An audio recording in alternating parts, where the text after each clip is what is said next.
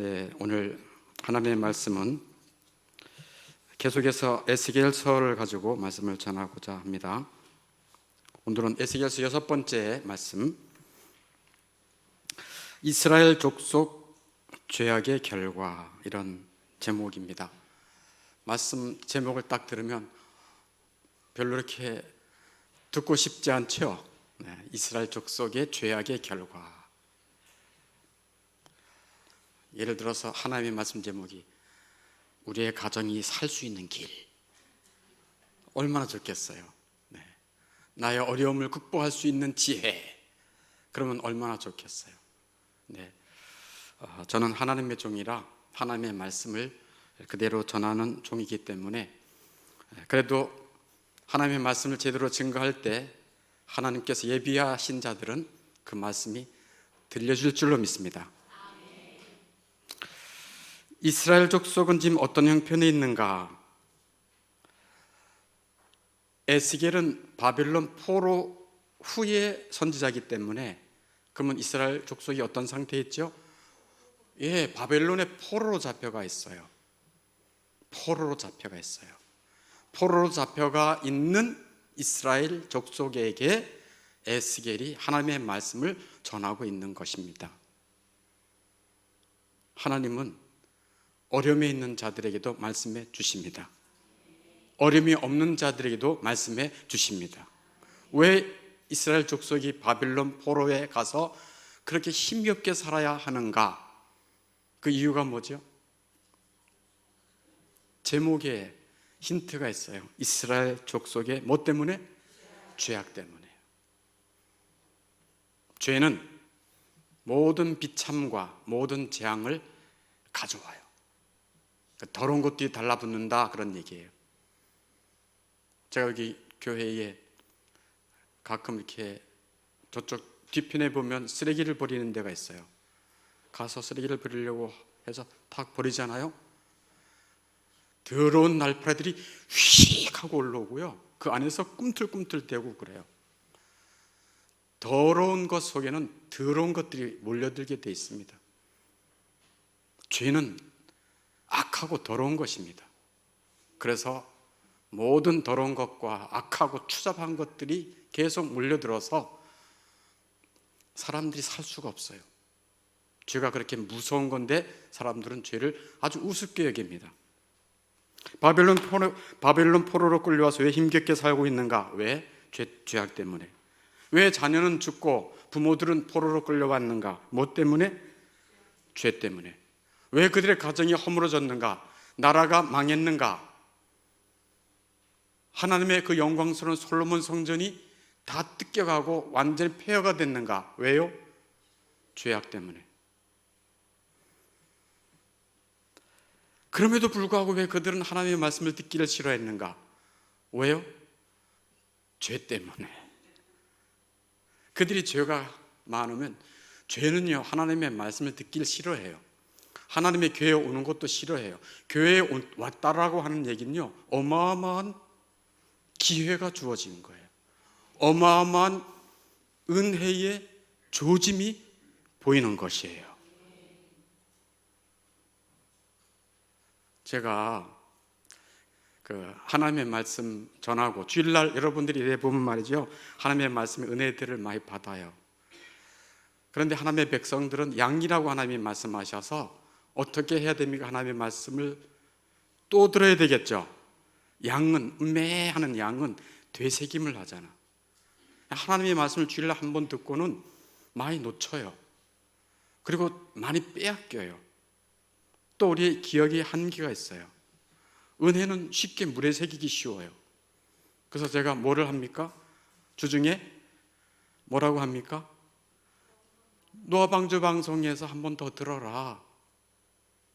그리고 또 뭐라고 말합니까? 써서 내라. 써서 내라. 하나님이 주신 은혜는요, 혀끝으로 말하면서, 여러분이 이제 구역예배 드릴 때 혀끝으로 말하잖아요. 혀끝으로 말하면서 하나님의 은혜가 정리가 되고 더 깊어져요. 또한 펜끝으로 정리하면서 하나님의 은혜는 더 깊어지고 풍성해집니다. 그래서 써서 내라고 그래요. 안 써서 내요. 써서 내는 사람도 있지만 안 써서 내는 사람도 있어요. 그나마 우리 장로님들은 잘 써서 내요. 감사합니다. 안 내는 사람이 너무 많아요. 그래서 이번 주에는요, 너무 속상해서 제가 너무 속상했어요. 야, 하나님의 백성도 이렇게 하나님 말씀 듣고 싶지 않은가? 또 이렇게 바쁜가? 그래서 구역장들에게 제가 보내거든요. 이거를 구역장들도 듣고 당신도 꼭 써내고 구역원들도 다 써서 내도록 거두어서 주일날은 제출해라. 안 내요. 쟤는 뭐 듣다가 아예 듣지도 않는 것 같아요. 그 속상해서 이번 주에는 올리지도 않았어요. 아예 알아서 해라. 그런 마음이었어요.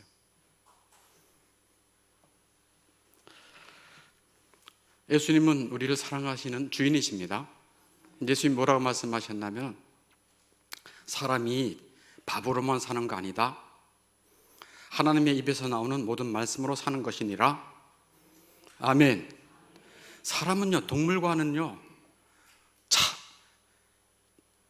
비교도 안 될 만큼 고귀한 존재예요. 왜? 영혼이 있으니까. 근데 밥만 먹고 살려고 해요. 그건 자기 스스로를 짐승처럼 여기는 거예요.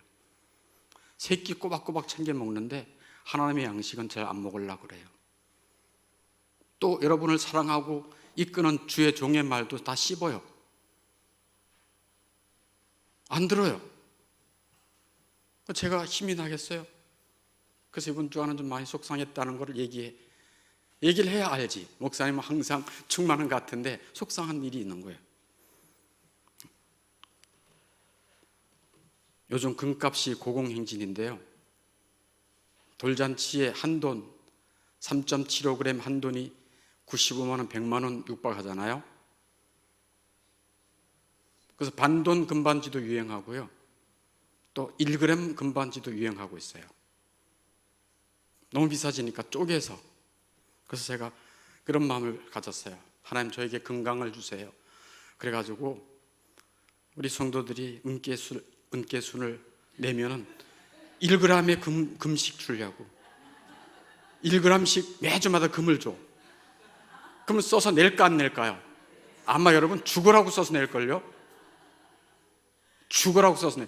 한 달 잘 써서 내면 몇 g이에요? 4g. 와, 한 돈보다 더 많아.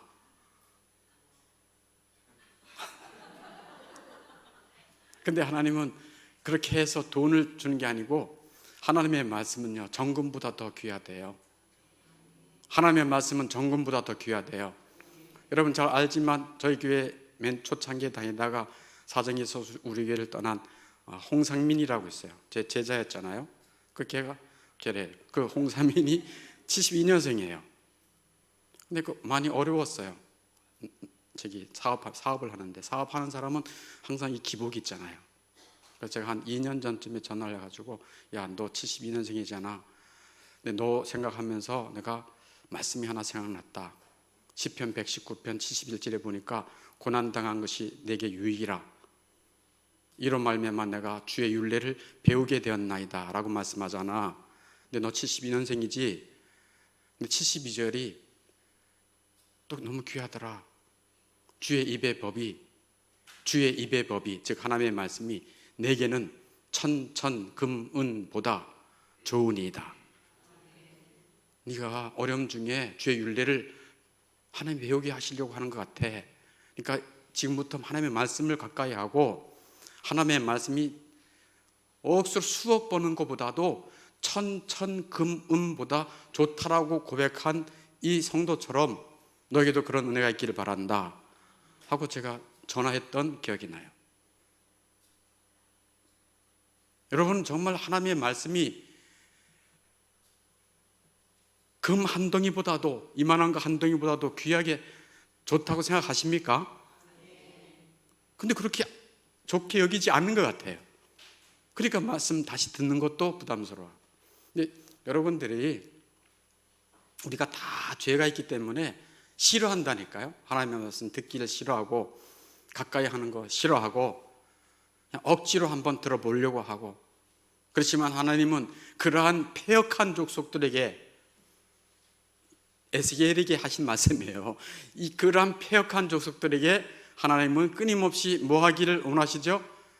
말씀을 전하라고 하십니다. 그래서 저도 전하는 거예요. 때로는 낙심도 되지만 또 전하는 거예요. 오늘 들을 귀가 있는 자들은 들려지는 하나님의 은혜가 있기를 주 이름으로 축원합니다. 하나님은 에스겔 4장에서 이제 몇 가지 표징을 통해서, 뭐를 통해서요? 네, 표징을 통해서 이스라엘 족속의 죄악과 재앙을 밝히고 있어요. 표징. 그러니까 4장에서는 하나님께서 말씀하시는 게 하나도 없어요. 4장에서는 에스겔을 통해서도 이렇게 해라 라는 말씀이 없어요. 특징이. 그럼 뭐를 말씀하는 거예요? 뭐를 보여주는 거예요? 표징. 그냥 어떤 그 액션, 영어로 말하면 퍼포먼스, 그거를 통해서 하나님이 이스라엘 족속들에게 말씀하시는 거예요. 몇 가지 표징. 자, 몇 가지 표징인데 오늘 두 가지 표징이에요. 1절부터 한 8절까지 한 가지 표징이 나와요. 하나님 에스겔에게 뭐를 만들려고 하냐면 토판을 만들어라. 그리고 토판 앞에 누워 있어라. 누워 있기는 있는데 390일 동안은 좌편으로 눕고 40일 동안은 우편으로 누워라. 그래서 이스라엘 백성들이 자주 와서 네 집에, 너의 집에 와서 너의 모습을 보게 해라. 예? 그게 하나님이 에스겔에게 하신 말씀이에요. 뭐를 만들라고요? 토판. 토판이 뭡니까? 흙토자, 판자, 흙으로 진흙덩어리를 빚어가지고 판때기를 만들라는 거예요. 판때기를. 그리고 그 위에다 뭐를 그리라? 예루살렘을 그려라. 그거 다 그래. 예루살렘 성을 그리고, 그다음 성벽도 그리고, 그걸 그리라는 거예요. 그리고 그 토판 위에 그 이스라엘 성전, 뭐 성벽, 이스라엘들 다 이렇게 그리겠죠. 이스라엘 그 성을 쌓아 그리는 거예요. 그리고 그 옆에다가는 토성을 쌓아라. 이제 그림이 그려집니까? 네, 이렇게 평평한 토판에다가 그림을 그려서 예루살렘 성을 그려라. 그 안에 뭐 집도 그리고 다 그리겠죠. 그리고 그 옆에다가 토성을 쌓아라. 이렇게 뺑 둘러서 빙그렇게 이렇게 토성을 쌓아라. 그리고 사다리를 갖다 얹어놔라. 그리고 공성태를 만들어서 거기다 갖다 놔라. 공성태가 뭐냐면 좀 어려운 말이지만, 공성태는 뭐냐면 성벽을 허물 때, 성문을 허물 때 이때만한 이 통나무, 통말을 가지고 이렇게 해가지고 꽝 이렇게 해가지고 꽝 해가지고 성문을 부시고 성을 정복하려고 할 때 만든 무기예요. 무기. 그게 공성태라고 하는 거예요. 그리고 그 토성 옆에 또 뭐를 또 갖다 세우래요? 철판을 갖다 세우라는, 철판. 그렇게 세워가지고 너가 뭐 하라는 겁니까? 그 토판 또 철판 이렇게 그려진 거기에 누워 있으라, 그런 얘기예요. 예루살렘 사람들은 에스겔 집에 와서 그 모습을 보면서 금방 알아챘어요. 뭐를 알아챘을까요? 우리 예루살렘 성전이 토성으로 둘러싸여 있구나. 공격을 받구나. 우리는 토판처럼 흙덩이처럼 쉽게 깨지겠구나. 우리를 둘러싸고 있는 바벨론의 그 나라의 군사력은 철판 같구나. 철판이 툭 하면 토판은, 흙덩이는 금방 무너지겠구나. 우리나라 망하겠다. 확실히 망할 것이구나. 그걸 딱 알아채는 거예요. 그러니까 예루살렘 성전은 옛날에 신실하던 성읍이었어요. 거룩한 성읍이었어요. 하나님을 섬기려고 하던 성읍이었어요. 그러나 지금은 자기 몸을 팔고 먹고 사는 창기와 같이 비참하여 부서지기 쉬운 토판과도 같은 예루살렘 성이 된 거예요. 예루살렘이 이전에는 모든 주변 나라들이 칭찬하고 흠모했던 나라들이에요. 솔로몬 성전을 보고 사람들이 와서 우와 하고 놀랐던 나라가 예루살렘이에요.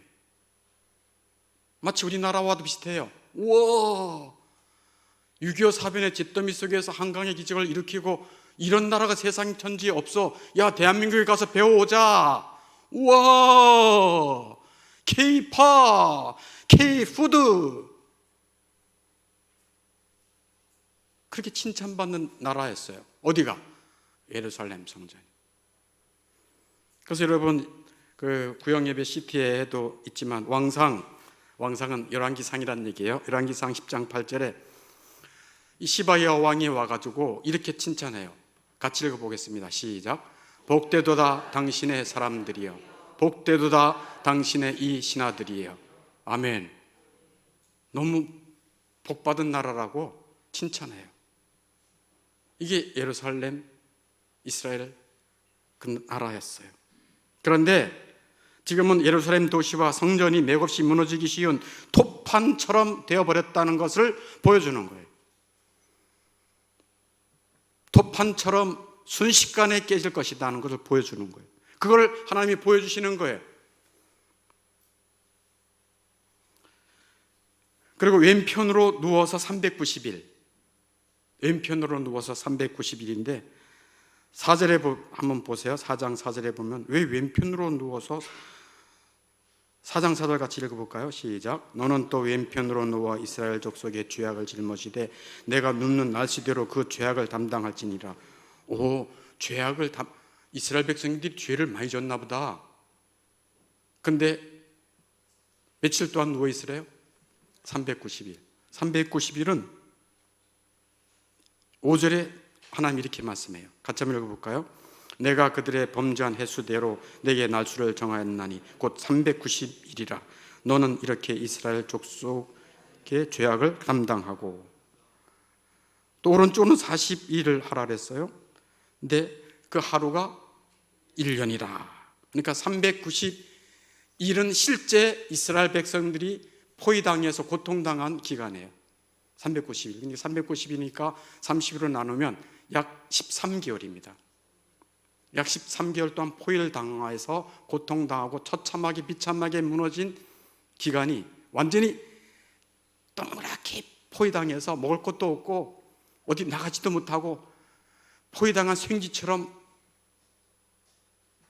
죽어가는 모습이에요. 근데 390일은 뭐라고요? 390년 동안 이스라엘 백성들이 하나님께 범한 죄악의 값이라는 거예요. 그러니까 이스라엘 백성들이 솔로몬 이후로 나라가 북이스라엘이 생겼는데, 그 북이스라엘이 여로보암 왕으로부터 시작이 됐는데 그때부터 망할 때까지가 390년이에요. 390년. 그러니까 그 나라는, 북이스라엘은 처음부터 하나님의 말씀을 순종하지 않았어요. 우상숭배하고 하나님의 말씀을 순종하지 않았어요. 그래서 늘 하나님의 마음을 힘들게 했던 족속이 북이스라엘이에요. 오늘 찬송 보면 보세요. 오늘 찬송 449장의 내용 중에 가장 많이 나오는 가사가 주를 의지하며 순종하는 자를, 주를 의지하며 순종하는 자를 5번, 후렴도 5번. 의지하고 순종하는 길은 예수 안에 즐겁고 복된 길이로다. 아멘. 아멘. 이 세상에서 여러분들 정말 여기 말씀대로 예수 안에 즐겁고 복된 삶을 살기를 원하시죠? 그 길이 여기 찬송가에 다 있어요. 의지하고, 하나님을 의지하고 하나님의 말씀을 순종할 때 반드시 하나님이 즐겁고 복된 길로 인도하십니다. 그러나 불순종하잖아요? 죄악을 범하잖아요? 망하는 길이라니까요. 여러분이 아무리 열심히 해도, 여러분이 성을 밤새도록 지켜도, 여러분의 가정을 잘 지키려고 아무리 애를 써도 파수꾼의 경성함이 뭐다? 파수꾼의 경성함이 뭐다? 허사다. 네가 열심히 직장 다녀도 뭐다? 헛되다. 그거예요, 실질적으로 말하면.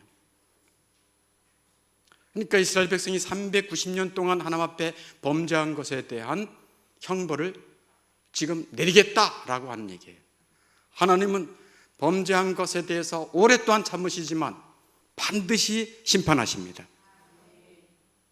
그게 390일이에요. 390일 동안 어떻게 누우래요? 왼편 모로 누래요. 왼편 모로 이렇게 누래요.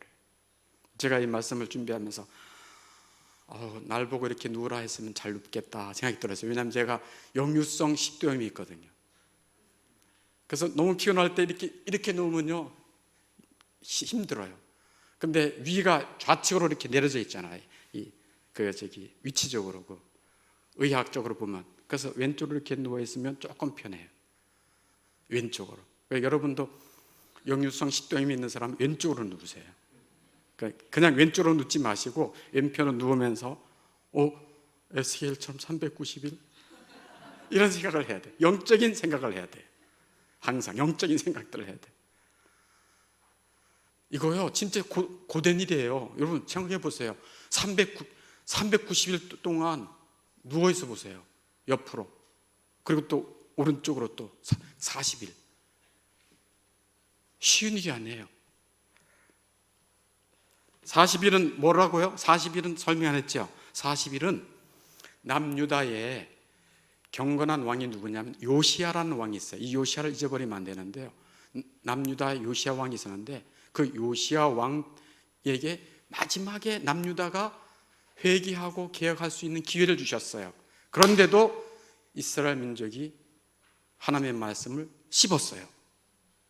그게 40년이에요. 그래서 마지막 회개하고 돌이킬 수 있는 기회를 주셨는데도 그들이 회개하지 않았어요.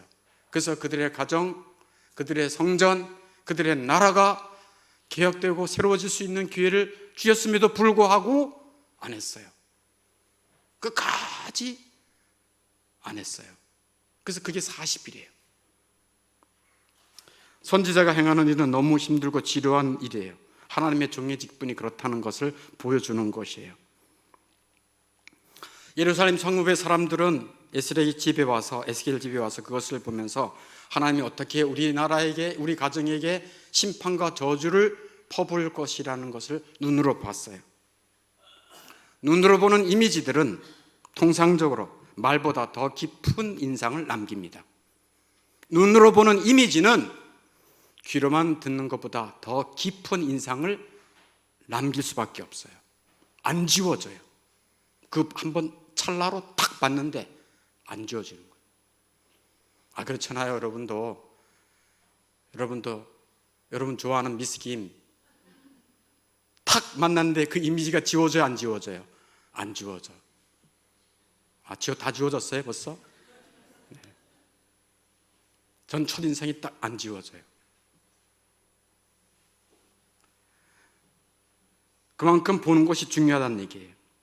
이스라엘 백성들의 멸망을 분명히 보여줌으로써 하나님이 원하시는 바가 무엇이었을까요? 어떻게 하셨어요? 마지막까지 회개의 기회를 주신 거예요. 마지막까지 무슨 기회를 주신 거예요? 회개의 기회를 주신 거예요. 그런데 회개는 없었습니다. 8절 말씀 같이 읽어볼까요? 시작. 내가 줄로 너를 동이리니 내가 애워싸는 날이 끝나기까지 몸을 이리저리 돌리지 못하리라. 누워있는 것도 어려운데 줄로 동여버렸어요. 에스겔의 종을. 이것은 줄로 동여 매인 것은 죄로 칭칭 매인 이스라엘 족속을 보여주는 거예요.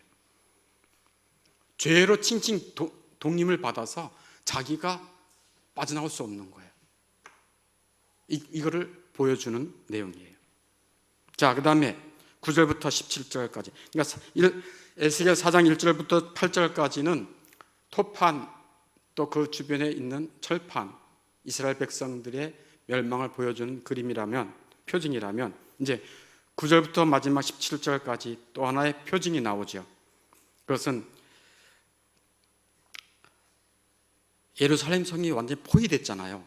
바벨론에 의해서 포위됐잖아요. 그러니까 그 안에 뭐가 부족할까요? 여러분 상식적으로 식량, 또 물, 또 땔감. 우리가 전쟁이 난다. 이제 상상해 보세요. 여러분 전쟁 날 것 같다 그러면 뭐부터 사요? 그렇죠. 라면 사죠. 쌀도 사고. 다음에 물도 사죠. 왜 물 안 나오니까? 똥 내릴 물도 없는데요. 아마 아파트마다 다 똥냄새 천지일 거예요. 먹을 것 떨어지죠. 마실 거 물이 없죠. 땔감도 없죠. 그걸 보이죠. 그러니까 식량과 물과 땔감이 부족하게 되어 인간이 인간 이하의 비참할 정도로 고통당하다가 말라 비틀어져 죽는다. 그걸 보여주는 거예요.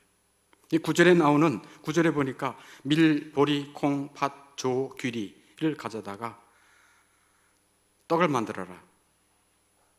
떡을 만들어라. 그 당시 이런 그 밀, 보리, 콩, 팥, 조, 귀리 이런 건요, 동물들이 먹는 거친 음식이었습니다. 거친 음식. 지금은 우리나라가 먹을 것이 너무 흔해서, 먹을 것이 너무 많아서 너무 많이 먹죠. 그래서 배에 기름기가 껴가지고 다이어트가 유행이잖아요. 시큰 먹고 또 약을 먹고 살을 빼야 돼. 그래서 지금은 이들이 먹지 않는 귀리라든지 이런 작곡들을 먹으면서 다이어트하는 그런 시대가 됐어요. 아주 배부른 시대가 됐죠. 사치하고 방종하고 교만한 그런 시대가 돼버렸습니다. 우리도 모르게 높은 마음이 됐어요. 이들이 먹어야 할 것을, 이들은 굶어 죽지 않으려고 먹을 것을 우리는 먹는 시대, 참 아이러니한 시대에 살고 있어요. 어찌하든 우리는 재앙의 날이 올 수도 있습니다. 마지막 날 재앙이 있거든요. 계시록에 보면. 그래서 우리는 좀 적게 먹을 필요도 있고요. 왜 예수님이 금식을 하라 그랬을까? 금식할 이유도 있어야 되고요. 네. 음식에 대한 감사를 먹을 때마다 너무너무 감사를 많이 해야 할 그런 겸손도 회복해야 되고요. 네. 10절에 보니까 20세겔, 하루 최소 음식을 20세겔이어서 하루, 한 끼가 아니라 하루 20세겔을 계산해 보니까 약 300g이에요. 300g을 3끼로 나눠서 먹었어야 돼요. 그리고 물도 11절에 보니까 아주 조금, 6분의 1 흰 아주 조금의 양이에요. 그러니까 에스겔을 보고 최소한 300g만 먹어라 라고 하는 거예요. 100g씩 쪼개가지고, 그것도 뭐를 만들어서 이러이러한 먹지 못할 음식들을 빻아가지고 뭐를 만들어서 보리떡처럼 만들어서, 12절에 그것을 보리떡처럼 만들어서 먹어라. 근데 그걸 구워서 먹어야 되는데 12절에 뭘로 구워 먹으래요? 그들의 목전에서 인분 불을 피워 구울지니라. 사람들이 와서 에스겔 선지자가 뭘 먹지? 하고 했을 때 이런 작곡을 가지고 보리떡처럼 만들어서, 인분이 뭐죠? 한문으로 인분인데 사람인자, 분, 똥분자, 사람똥으로 그 보리떡을 구워 먹으라는 거예요. 그러니까 에스겔은 자기가 똥을 싸가지고 말렸어야 돼요. 왜? 땔감을 구해야 되니까.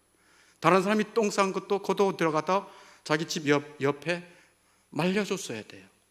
그래야 그걸 가지고 구워가지고 보리떡을 해 먹죠. 사람들이 그잖아요, 이게 12절에 있잖아요. 그들의 목전에서, 사람들이 와서 볼 거 아니냐? 그럼 그들의 목전에서 너의 똥을 말린 것, 바짝 말려야 똥이 또 잘 타죠. 그거를 인분 불로 피워 구울지라. 그런 일은요, 저도 주의 종이지만 생각만 해도 구역질 나는 일입니다. 그리고 상상만 해도 생각하고 싶지 않은 일들이에요. 어떻게 인분으로 사람 입에 들어가는 음식을 구워 먹습니까? 그러니까 이것은 뭐를 보여주는 거예요? 예루살렘 성 안에 있는 사람들이 먹을 것도 없고 마실 물도 없고 땔감도 없어서 사람 똥을 가지고 뭔가를 해야 되는 그런 기가 막힌 때가 온다, 그런 거예요. 에스겔도 사람이잖아. 이거 할 수 있었을까요? 못할까요? 너무 힘들어서 호소해요. 누구한테? 하나님께 호소를 해요. 그게 14절이에요. 하나님, 제가요 나의 영혼을 더럽힌 일이 없었어요. 어릴 때부터 지금까지. 그 죽은 것이나 심승에 찢긴 것 먹지 아니했고요, 가증한 고기를 입에 넣지 아니했습니다. 근데 이거를 정말 똥으로 이 보리떡을 구워 먹는 건 정말 너무, 하나님 어떻게 좀 안 될까요? 하나님이 에스겔의 호소를 들으셨어요. 그리고 말씀해요. 15절에 그게 그 말씀이에요. 여호와께서 내게 이르시되 그러면 봐라, 소똥으로 인분을 대신해서 그것으로 떡을 구워 먹어라. 소똥, 큼지막하게. 그다음에 풀떼기가 많이 들어있으니까 잘 타겠죠. 그렇지만 똥은 똥이에요. 소똥으로 구워 먹어라. 소똥으로 에스겔은 13개월 동안 구워 먹은 거예요. 사람들은 와서 보고 소똥으로 또 구워 먹는 그거를, 그것도 양도 100g, 한 끼에 100g, 조금만. 내가 지금 그거 슈퍼마켓 가가지고 좀 알아보려고 했는데 시간이 없어서 못 알아봤는데, 요만한 CJ 푸드에서 파는 뭐 있잖아요. 쌀밥을 만들어서 햇반 그거 몇 그램이에요? 요만한 거 있지, 가장 작은 거 몇 그램이에요? 예? 모르겠어요? 예, 하여튼 나도 잘 몰라요. 그래서 물어봤는데 하여튼 작은 양을 먹으라고. 하나님은 에스겔의 이 호소를 들어주셨어요. 자비를 베풀어 주셨어요. 이렇게 하나님은 끝까지 자비를 베풀어 주십니다. 여러분, 우리가 살 길은 하나님께 돌아가는 길입니다. 망하는 길은 하나님 섬기지 않고 의지하지 않고 자기 잘난 맛이 사는 거예요. 심판이 있을 수밖에 없어요. 가정 망하고 나라 망하고 교회 망하고, 그것이 이스라엘 백성들의 현실이었어요. 17절을 한번 같이 읽어볼까요? 마지막 절, 에스겔 4장 17절 시작. 떡과 물이 부족하여 피차에 두려워하여 떨며 그 죄악 중에서 쇠폐하리라. 아멘. 그들이 왜 이런 비참한 재앙에 빠졌다고요? 죄악 중에, 죄악이라고 말하고 있어요. 죄악 중에 쇠폐하리라. 죄는 모든 저주와 재앙을 가져다 옵니다. 4장에 많이 얘기하고 있어요. 4장 4절에서도 이스라엘 족속의 죄악을 짊어져라. 5절에도 그들이 범죄한 횟수대로 내게 날수를 정했다. 6절에서도 유다 족속의 죄악을 담당하라. 내게 40일을 정하였나니 하루가 1년이다 하고서 죄악으로 말미암아 하나님의 심판이 임할 것을 말씀하고 있어요. 그래서 이들은 굶주림에 지쳐서 죽게 될 것을 말하고 있어요. 사실 칼에 주는 것보다 더 비참하게 주는 것은 굶주림에 지쳐 죽는 것입니다. 먹을 것이 없어서 굶어 죽는 것입니다. 스스로 죽어가는 것을 느끼면서 내가 죽어가는구나 느끼면서 죽어가는 게 굶주림, 기아의 죽음인 것입니다. 이런 처참한 실상을, 이스라엘 백성의 예루살렘의 이 처참한 실상을 눈물의 선지자 애가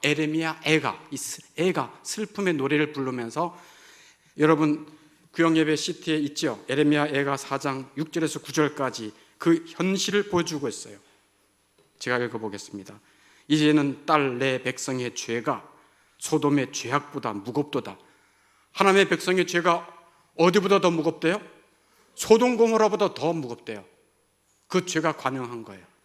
7절, 전에는 존귀한 자들의 몸이 눈보다 깨끗하고 젖보다 희며 산호보다 붉어 그들의 윤택함이 갈아서 빛낸 총옥 같더니 그들이 얼마나 존귀하고 그들이 몸이 얼마나 깨끗하고 배고 깎고 붉고 건강해 보였는데 이제는 8절 그들의 얼굴이 뭐보다 검고 숯보다 검고 시커매졌다. 그 다음에 그들의 가죽이 뼈들에 붙어 막대기 같이 막 완전히 뼈가 피골이 상접했다 그러잖아요. 피골이 상접했구나. 이는 거리에서 알아볼 사람이 없도다. 서로 알아볼 사람이 없어. 저 사람이 그 사람이었어? 그 사람이야? 어떻게 저렇게 변해? 사람은요, 한 달만 안 먹어도요, 완전히 서로 피차에 알아보지 못해요. 우리 지금 먹고 그래도 통통하니까 그래도 볼만하죠. 9절에 칼에 죽은 자들이 줄여 죽은 자보다 낫다라고 말하고 있어요. 이게 에레미야 애가의 실제 보았던 이 슬픔의 모습이에요. 토지 소산이 끊어짐으로 그들은 찔림받은 자들처럼 점점점 쇠약하여 가미로다. 이게 하나님의 재앙의 처참한 모습이에요. 이 모든 재앙이 닥친 원인이 뭐라고요? 죄악이에요. 이스라엘의 죄악이에요. 그러면 궁금하죠? 이스라엘의 죄악의 그 죄악은 무엇이었을까? 에스겔에서 찾아볼 수 있어요. 쉽게. 그게 에스겔서 20장 13절 16절이에요. 같이 한번 읽어보겠습니다. 시작. 나의 율례를 준행하지 아니하며 나의 규례를 멸시하였고 나의 안식일을 크게 더럽혔으며 내가 이르기를 내가 내 분노를 광야에서 그들에게 쏟아 멸하리라. 그들이 마음으로 우상을 따라 나의 규례를 업신여기며 나의 율례를 행하지 아니하며 나의 안식일을 더럽혔음이라. 아멘. 이게 이스라엘의 죄악이었어요. 요약하면 뭐죠? 우상 숭배했다. 또 하나 요약하면 뭐죠? 내 말을 무시했다. 안식일을 더럽혔다. 이 안식일을 더럽혔다는 거 두 번이나 얘기해요. 나의 13절에 나의 안식일을 크게 더럽혔다. 16절에도 나의 안식일을 더럽혔다. 내 규례를 업신여겼다. 내 규례를 멸시했다. 멸시했다. 그러니까 내 말을 다 멸시했다는 거예요. 내 말을 불순종했다. 니들 정욕대로 살지 않았냐? 네 마음대로 살지 않았냐? 내 법을 너희들이 지켰냐? 그런 얘기예요. 우리 이스라엘 족속의 죄악이 뭔지를 알겠죠. 그러니까 우상 숭배했어요. 그들은 우상을 찾아가 실제로 빌었어요. 가나안 땅에 가서 살다 보니까 가나안 땅 사람들이 너무 농사도 잘 되고 소도 잘 기르고 양도 잘 기르는 거예요. 왜 저리 잘 기르지? 왜 이렇게 부자가 되지? 왜 저 집안은 저리 잘 되지? 가만 보니까 그들이 섬기는 바알신과 아세라 신이 있었어요. 거기 가서 비는 거예요. 이스라엘 백성들이 하나님도 좋고 그 우상을 섬긴 거예요. 가서 빈 거예요. 하나님이 떠난 것이 아니에요. 와서 제사를 다 드렸다니까. 여러분처럼 주일 예배에 와서 예배를 드렸다니까요. 근데 마음은 또 다른데 마음이 같다는 얘기예요. 그럼 구약시대 때 이스라엘 백성들은 그런 우상 숭배였다면 지금은 우상이 뭔가? 그건 성경 말씀에 골로새서 3장 5절에 탐심 곧 우상 숭배니라. 탐심 곧 우상 숭배니라. 성경이 분명히 말씀하고 있어요. 신약시대 하나님 믿는 사람들이 우상 앞에 가서 돌부처 앞에 가서 절하나요? 안 하죠. 뭐가 우상 숭배래요? 하나님이? 탐심이 우상 숭배래요. 그러면 탐심이 뭔가? 십계명 10번째가 내 이웃의 집을 탐내지 말라. 탐욕이 무엇인지를 알려줘요. 여러분 예배 시트에 여기 구역 예배 시트에 보면은 내 이웃을 탐내지 말라. 오늘도 내 이웃을 탐내지 말라라고 말하고 있어요. 내 이웃을 탐내지 말라. 이 탐욕이 무엇인가? 이거 웨스트민스터 소교리에서 이렇게 가르쳐주고 있어요. 이거. 자, 뭐라고요? 탐욕은, 자, 가로넣기 합시다. 우리 어린이. 탐욕은 온 뭐를 쏟아서? 마음을 쏟아서. 그다음에 뭐에 대해서 생각하고? 세상에 대해서 생각하고. 영원한 나라, 하나님의 나라, 하나님 생각하지 않아요. 세상에 대해 생각하고 행동하는 것이 온통 이 세상에 대한 것임을 말한다. 탐욕은 그 다음에 뭐예요? 영원한 생명, 영생, 죽은 다음에 영원한 나라가 있으면 관심 없어요. 일도 없어요. 영원한 생명을 얻는 것보다 이 세상의 것을 얻기 위해 애쓰고 수고하는 거예요. 오로지 밤이고 낮이고 늘 그것 걱정하고 그걸 더 얻기 위해서 애를 쓰고 그것 때문에 또 시기하고 욕하고 탐내는 거, 이게 탐심이라는 거예요. 우상숭배라는 거예요.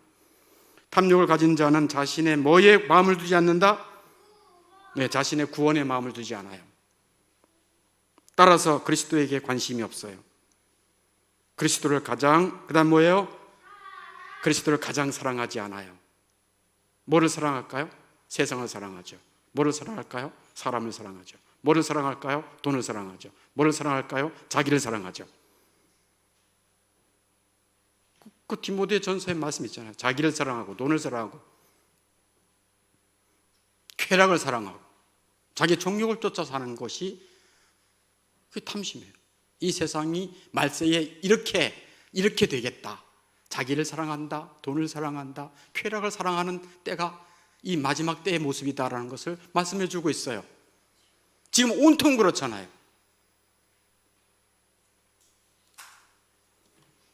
요즘 우리는 정말 안타까운 현실을 접하고 있어요. 어떤 거죠? 캄보디아에서 구금된 청년들, 또 불태워진 청년들, 행방불명된 청년들, 한국의 뽀조시 서울시에 큰 회사 이름을 차려놓고 유혹하는 거예요. 월 수입 1,000만 원이다. 오며 가며 비행기값 주겠다. 숙식 제공이다. 그렇지 않아도 직장이 없고 공고해서 이런 데가 있어? 캄보디아? 아버지 엄마 잘 다녀오겠습니다. 제가 한 미천 잡아오겠습니다. 잘 되면 제가 와서 사업하겠습니다. 아버지 엄마 걱정하지 마세요. 떠났어요. 그게 현실이에요. 우리 정말 안타까운 우리 젊은이들이 그렇게 고문당하고 죽어가는 현실이에요. 최근에는 설악산에서 여러분 소식 들었죠? 또 설악산에서 60 초반 여자가 손발 꽁꽁 묶여서 청테이프로 시커먼 비닐봉지에 쌓여서 죽임당한 그 여인을 발견해가지고 알고 봤더니 그것도 캄보디아랑 연결되어 있어서, 그러니까 이 세상에 대한 욕심으로 가득 차 있으면 분별력이 떨어지고 죄로 말미암아 뭐가 되는 거예요? 재앙이 오는 거예요. 하나님은 회개하고 돌이키기를 원하십니다. 그게 살 길이에요. 우리 가정이 살 길이고 교회가 살 길이고 나라가 살 길입니다. 하나님만이 살려주시는 분이십니다. 우상숭배했다는 거예요. 이스라엘 죄악이 뭐냐? 우상숭배했다. 그 다음에 또 뭐예요? 하나님의 규례를 어기고 특별히 뭐를 어겼다? 더럽혔다? 안식일을 더럽혔다. 이게 이스라엘 백성들이 내내 하나님 앞에 하나님을 힘들게 했던 부분이에요. 하나님은 자기 백성이 걸어가게 살도록 부르셨어요. 규례대로 살도록 부르셨어요. 하나님의 말씀대로 살아갈 때 의지하고 순종하는 길은 예수 안에 즐겁고 복된 길이로다. 아멘. 근데 의지하고 순종하지 않아 하나님의 규례를 어기고 멸시하고 우습게 여긴 거예요. 특별히 안식일을 왜 권명했을까? 안식일은요, 세상 사람과 하나님을 믿는 백성을 눈에 딱 띄게 구별해 주는 거예요. 하나님의 백성은 주일날만 되면 무조건 교회를 가. 그러나 세상 사람들은 주일날 돼도 열심히 직장 생활해서 돈을 벌어. 직장 생활에 지친 사람은 토요일 주일날은 끼고 반드시 어디 가서 쉬고 와야 돼. 왜? 스트레스가 너무 쌓였으니까 그걸 풀어야 돼. 안 풀으면 정신병자가 돼. 안 풀면 살아갈 힘이 없어. 그래서 그들은 쉬는 날이야. 그러나 예수 믿는 사람들은 하나님 앞에 나와서 구원을 감사하고 하나님의 인도하심에 대해서 너무 경배하고 말씀대로 살지 못한 것에 대해서 회개하고 하나님의 은혜를 받고 힘을 얻었고 지혜를 받아서 이 세상에서 거룩한 삶을 살도록 하나님이 인도해 주시는 것입니다. 그런데 그 안식일을 어떻게 해요? 이들이 이 느헤미야에 보면 안식일 날 장사했어요. 장사. 장사했다니까요. 돈을 벌러 나갔고 안식일에 그냥 형식적으로 전문 딱 찍었는데 자기의 정욕대로 자기의 원하는 대로 사는 거예요.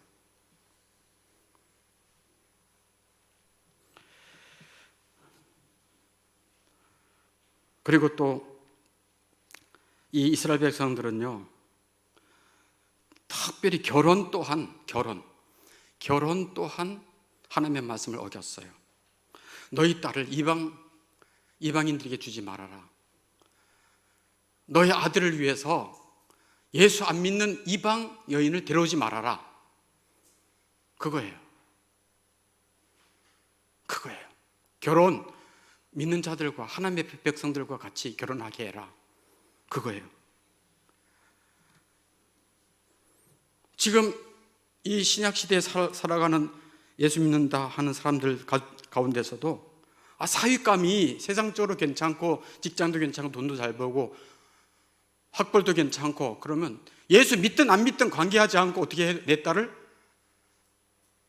누구한테 줘요? 거기한테 주는 거예요. 결혼 잘했다고 하는 거예요. 내 아들이 며느리를 데리고 와야 되는데 예수 안 믿어. 불신자의 딸이야. 그래도 뭐 자기들이 좋아하니까 어떻게 할 수 없어요. 젊은이들을 어떻게 부모가 이길 수 있나요? 핑계 대지 마세요. 그러니까 하나님이 노여한 일이고 하나님의 범죄한 것입니다. 그게 하나님이 말씀하시는 거예요. 기뻐하시지 않아요. 하나님의 노여움을 가져옵니다. 진정으로 회개해야 돼요. 그 느헤미야 13장 25절에 있잖아요. 거기 성경 말씀 마지막 성경 있죠? 여러분 구역예배 시트에 내가 그들을 책망하고 저주하며 그들 중 몇 사람을 때리고 그들의 머리털을 뽑고, 지금 느헤미야가 이 잘못한 사람을 책망하고 저주하는 거예요. 몇 사람을 때려요. 이 대단한 주의 중이에요. 이 잘못한 사람을 데려다가 때려. 머리털을 뽑아. 아마 제가 여기서 머리털을 뽑고 때리고 그러면요 저주한다. 장로님, 권사님 이러면 안 됩니다. 이렇게 결혼시키면 안 됩니다. 머리털을 뽑아. 당장 안 나올 거예요. 당장 안 나오고 다른 데 간다 그럴 거예요.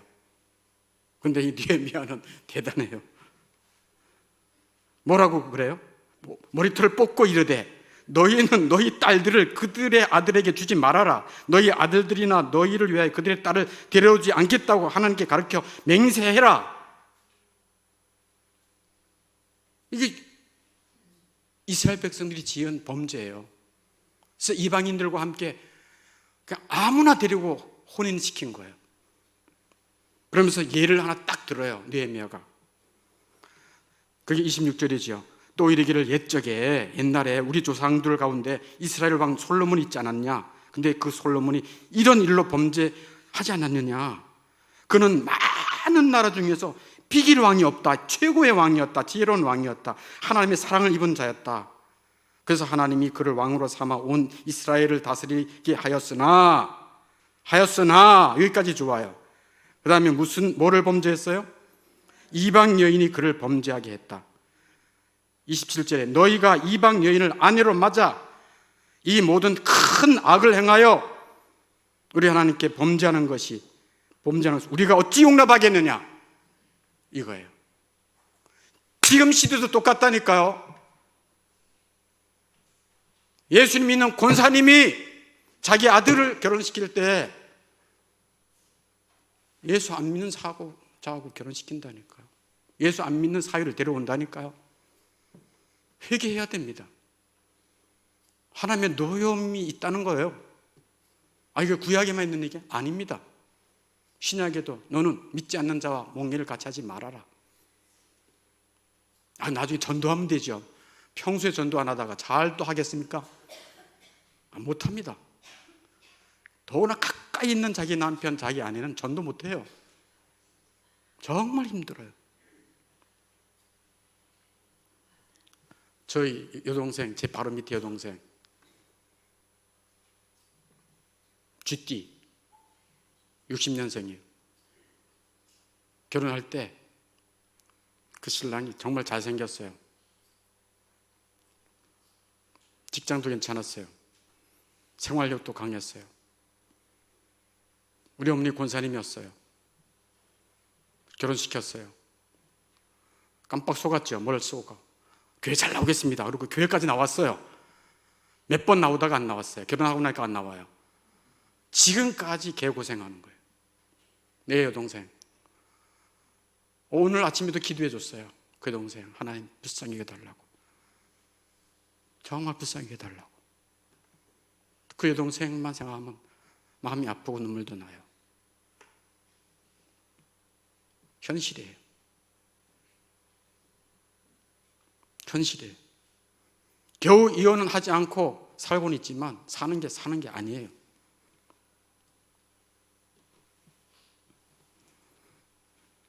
거룩한 주일은 어떻게 해야 되는가? 하나님 앞에 구원받은 것에 대해서 감사하며 예배해야 되고, 아멘입니까?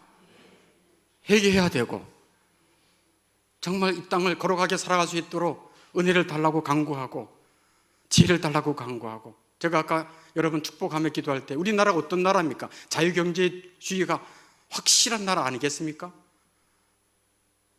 열심히 지혜롭게 정당하게 일하고 돈을 벌면, 하나님이 지혜를 주셔서 하게 하시면 큰 부를 누릴 수도 있고, 큰 부를 안 주시면 적은 부라도 아니면 먹고 살만하게끔 걱정하지 않게 하나님이 돌봐주실 거라는 믿습니다. 왜? 하나님이 자기 자녀를 사랑하시잖아. 그리고 말씀대로 살아가려고 애를 쓰는 그 사람이 얼마나 가엾겠어요. 먹고 사는 게 쉬운 게 아니잖아. 근데 주님 앞에 하나님 제가 이렇습니다. 에스겔이 하나님 도저히 인분 사람 똥으로 못해 먹겠어요. 알았어, 소똥으로 해라. 소똥으로 해라 하는 것처럼 자비를 베풀어 주잖아요. 난 그 하나님의 이 자비를 정말 은혜가 많이 됐어요. 말씀 맺으려고 그래요. 주일날 얘기하면서 주일날 뭘 해야 되느냐, 예배드리고 또 주일날 예배만 드리고 딱 하면 안 돼요. 주일날은 뭐 해야 돼요? 말씀을 많이 배우고 가르침을 받아야 됩니다. 이런 구역예배 잘하는 거예요. 내년부터는 구역예배를 주일날 안 하니까 오후에 막 점심 먹고 휙 가는 게 아니고 하나님의 말씀을 가르침을 받는 것입니다. 언제 하나님의 말씀 여러분이 배우고 가르침 받을 때가 언제 있습니까? 딱 나가면 월요일부터 출근해가 정신없는데 팽팽팽팽 돌아가는데, 주일날은 그런 날이에요. 말씀이 충만한 날. 그리고 또 우리만 은혜 받는 게 아니죠. 주일날 안 나온 사람이 누구 있지? 누가 아프대?